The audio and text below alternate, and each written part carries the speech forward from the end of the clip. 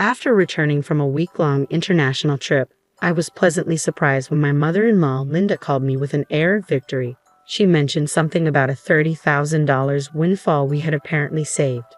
Confused, I tried to recall any recent instance where I had amassed such a sum.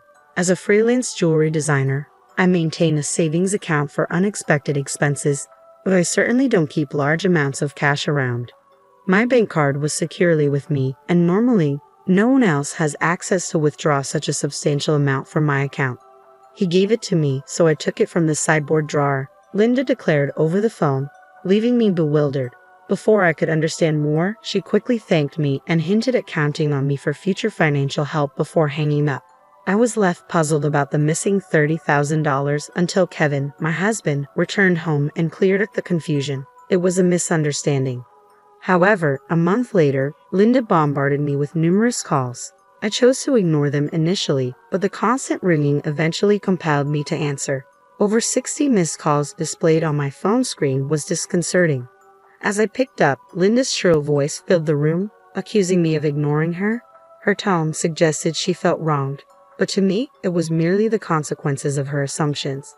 My life as Mary, a 35-year-old busy freelance jewelry designer wanting children but overwhelmed by work, is shared with my equally busy husband Kevin. He originally had a corporate job but now assists me in managing my growing design business. Early in our marriage, my designing gigs were sparse, and we largely depended on Kevin's steady income. Now, as my business flourishes, our roles and responsibilities have evolved, but so have our challenges, like dealing with unexpected family misunderstandings about money. As I neared the age of 33, my career as a jewelry designer had begun to flourish, necessitating better organization of my increasingly hectic schedule. Sensing the growing demands of my business, Kevin, who was well-placed in his company and on track for promotion, made a bold decision. He resigned from his job to partner with me, applying his skills in management to our joint venture. Together, we secured contracts with prestigious international brands, enhancing both our professional and personal lives. However, managing success came with its unique set of challenges, particularly involving Kevin's mother, Linda. Living alone in the family home, she perceived our lives through a lens of luxury and often approached us with financial requests. "You always seem to be living so lavishly. I'm jealous," she would comment. As part of my role, attending product launches and dinners with executives was routine, yet Linda saw these obligations as mere leisure. Her requests grew more personal over time. "I'm going to throw a party for my friend soon. Can you give me some money for it?"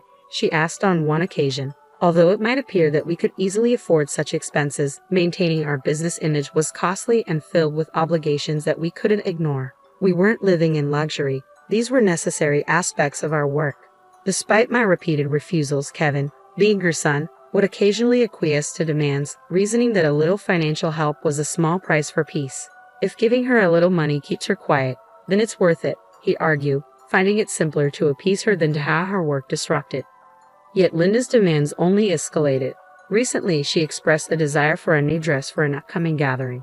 Just the other day, Linda came over and pestered Kevin. "Wouldn't a two-piece suit work? We've been asked to buy clothes before," she said. There might be cheaper options, but what Linda wants is certainly not cheap. I explained to her that her rebuttal was that it was a fancy party, and she couldn't be the only one dressed in old clothes. Furthermore, she insisted on a matching bag, leaving us exasperated. To manage her frequent requests, Kevin had previously set up a credit card in Linda's name, instructing her to use it for her expenses. Initially, she overspent significantly and was cautioned by Kevin. Although he asked her to inform us before making significant purchases, she continued her extravagant spending. This pattern of financial demands has left both Kevin and me at our wits' end, trying to balance the delicate act of supporting family while maintaining the integrity and sustainability of our business. I discovered an exquisite ring and couldn't resist purchasing it, though I regret not informing you beforehand. Unfortunately, the bill was exorbitant. If spending is going to be this unrestrained, perhaps it's best to return the card. We simply cannot cover these costs.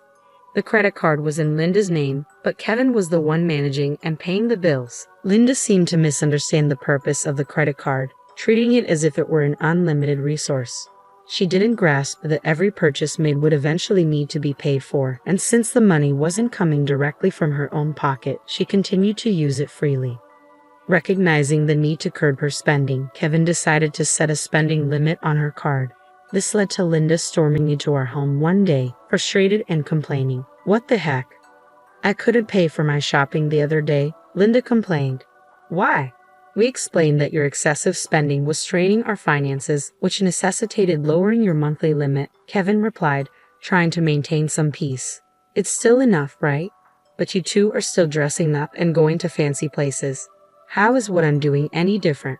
Linda protested, viewing our activities as purely recreational.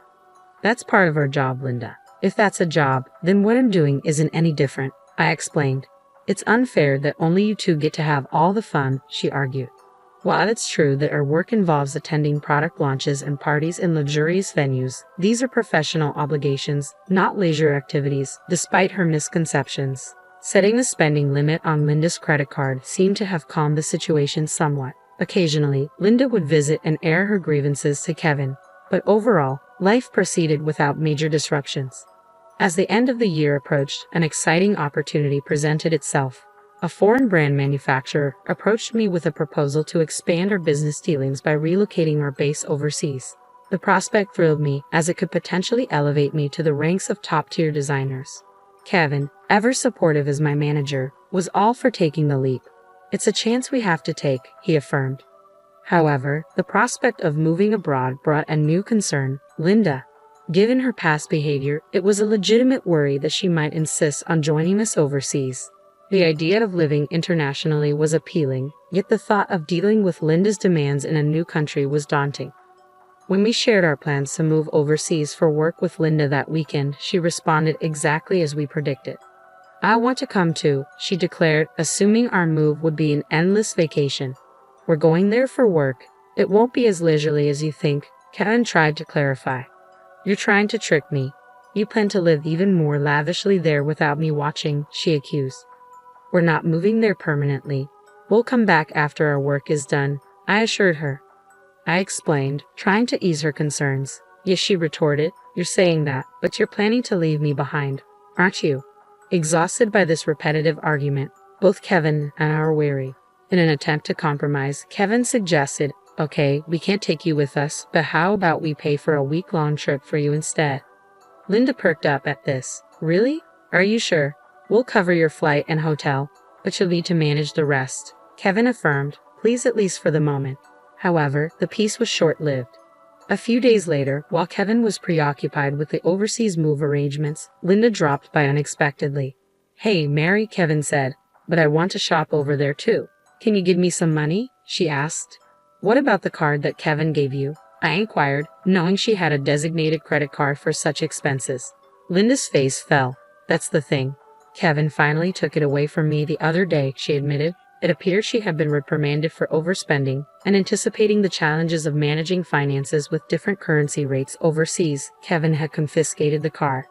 I don't have that kind of money on hand either. I can't give you money without Kevin's approval. Can you ask him? I suggested, knowing full well Kevin's stance. It's no use asking him. That's why I'm asking you, she pressed, raising her voice in frustration. Despite this, Linda did end up going on a 10-day trip abroad, which I assumed Kevin managed to fund somehow. Upon her return, she called me, brimming with excitement.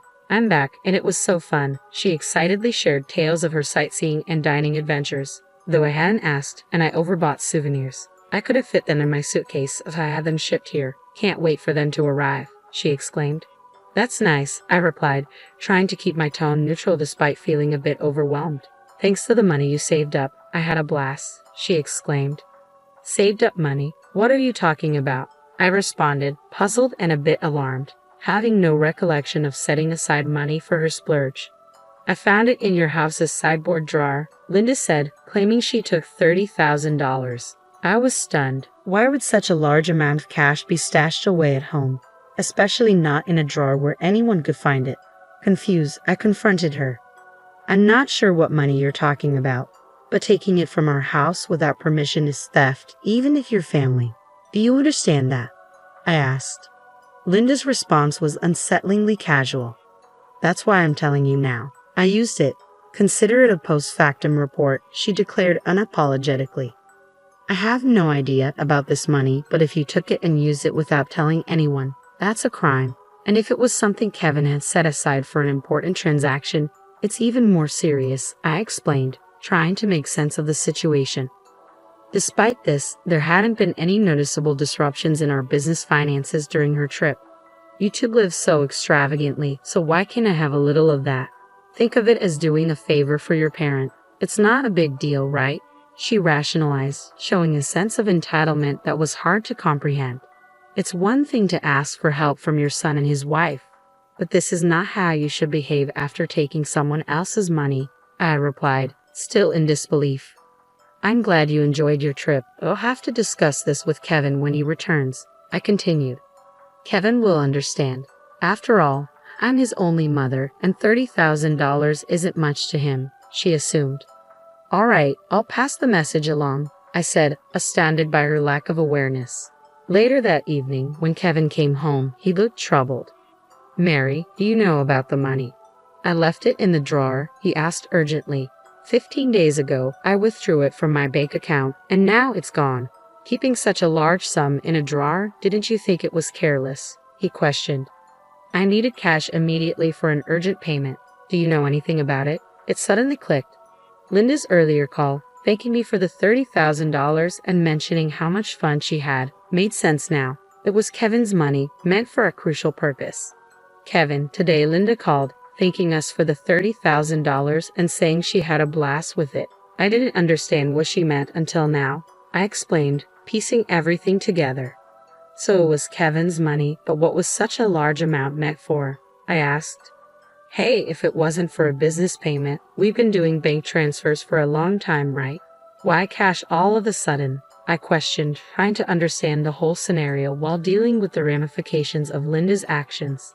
I was aware it was Kevin's money that had disappeared, but the full context was still unclear to me. Linda, it turned out, had taken the money without informing us, and I needed to understand why. I asked Kevin, puzzled by the situation. Kevin began to unravel the backstory. After he had reduced the credit limit on Linda's card, she started secretly borrowing money from various sources, including consumer finance cards and credit cards she had opened without our knowledge. When Kevin discovered her growing debt, he took away all her cards and withdrew cash to settle her debts directly, aiming to bypass the banking system to keep our business accounts clean and maintain trust with our partners. This was also partly a farewell gesture as we're moving abroad and won't be around to manage such issues for her, Kevin explained. "I plan to handle her debts discreetly to prevent our financial records from getting complicated." A month had passed since then, and as I was busy packing for our move, Linda's frequent calls became hard to ignore. When I finally took her call, her voice was tinged with desperation. "Why aren't you answering my calls? I've called so many times," she said, almost in tears. "I'm sorry, Linda. I've been caught up with the move." "What's going on?" I asked, trying to remain calm and give her a chance to explain her side. "It's not just one thing, it's everything. They're asking for payments almost every day. It's too much," Linda confessed, her voice cracking under the strain. "Have you tried contacting Kevin about this?" I inquired, hoping she had sought his help first. "He seems to be blocking my calls. I can't get through to him at all, Mary. You're my only hope now. Please help me," she pleaded. I realized then just how complex the situation had become. Linda's financial recklessness had led her into a labyrinth of debt, and now, isolated from Kevin's assistance, she was turning to me as her last resort. As we prepared to start anew in a foreign country, the challenges of dealing with Linda's financial chaos loomed large, demanding immediate attention before we could fully focus on our new beginnings. I was taken aback by Kevin's drastic approach toward his own mother. If he had used the prepared funds to directly settle Linda's debts, this distressing situation might have been avoided. Instead, Linda was now overwhelmed with collection letters and relentless calls from finance companies and consumer lenders. It was a scene reminiscent of something from a dramatic film, one I had never expected to witness in real life. "I'll talk to Kevin, but I can't guarantee what he'll do. A son should help his mother in trouble, right? Please ask him for me," Linda pleaded at the end of our conversation. However, with our impending business expansion and our financial resources already stretched thin, we couldn't afford to further assist Linda, especially given that she had misused the money meant to settle her debts. When I relayed the details of the call to Kevin upon his return home, he responded with a mixture of fatigue and resignation. "I had planned to sort things out before we left, but she squandered that chance herself," he said coldly. "Indeed, The money was originally earmarked to clear Linda's debts, but she had instead blown it on a lavish trip, leaving no room for excuses. As Linda's calls persisted, I followed Kevin's lead and set her number to block, although part of me wished to help her. After all, she was Kevin's mother, but there was nothing I could do if he had chosen to detach from the situation. Meanwhile, the day of our move overseas was quickly approaching, and I still had a lot to pack. Amid the chaos of packing, I discovered another troubling piece of news. Linda had resorted to selling her house to manage her debts. It turned out she had concealed even more liabilities than we knew. The total amount was so substantial that even after selling her property, she couldn't cover it all. The thought of losing the family home where Kevin had grown up was profoundly upsetting. "Hey, our family home is gone. Are you okay with that?" I asked, sensing his sadness. "How can I be okay, but there's nothing we can do," Kevin replied, his voice tinged with sorrow. Losing the house where he grew up must have felt like a great loss, akin to how I felt when I lost my parents' house early in life. In the midst of these complex feelings and the heavy task of packing, we had to come to terms with the fact that some situations were beyond our control and focus on our future.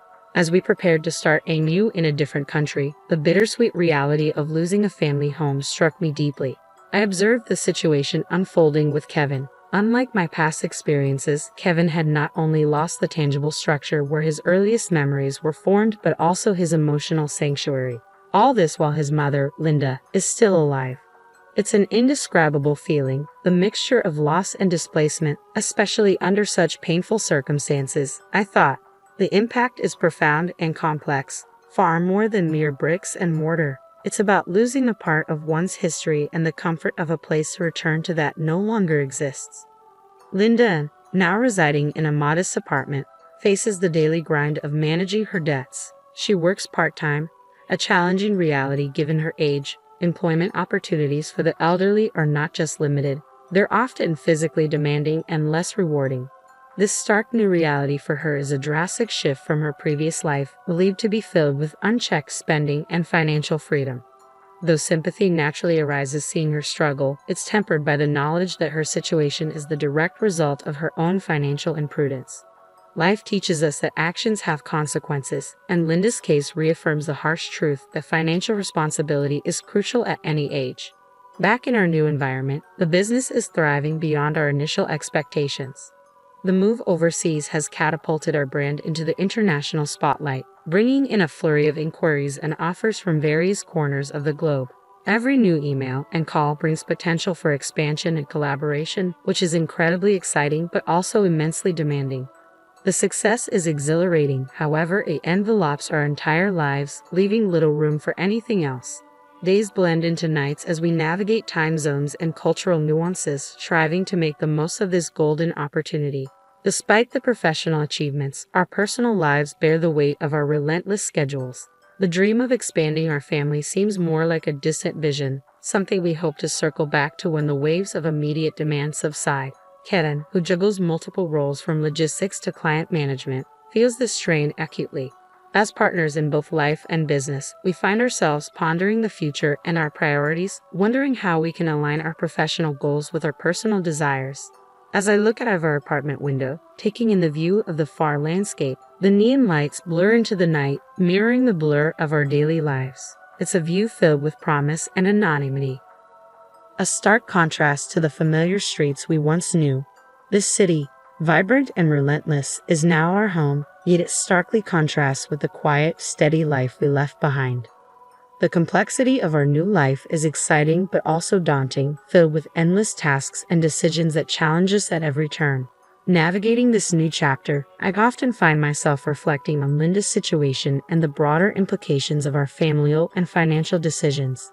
It's a continuous learning curve, understanding how deeply intertwined our choices are with the fabric of our lives. Each decision, each sacrifice, and each success shapes not just our immediate circumstances but also the legacy we leave behind.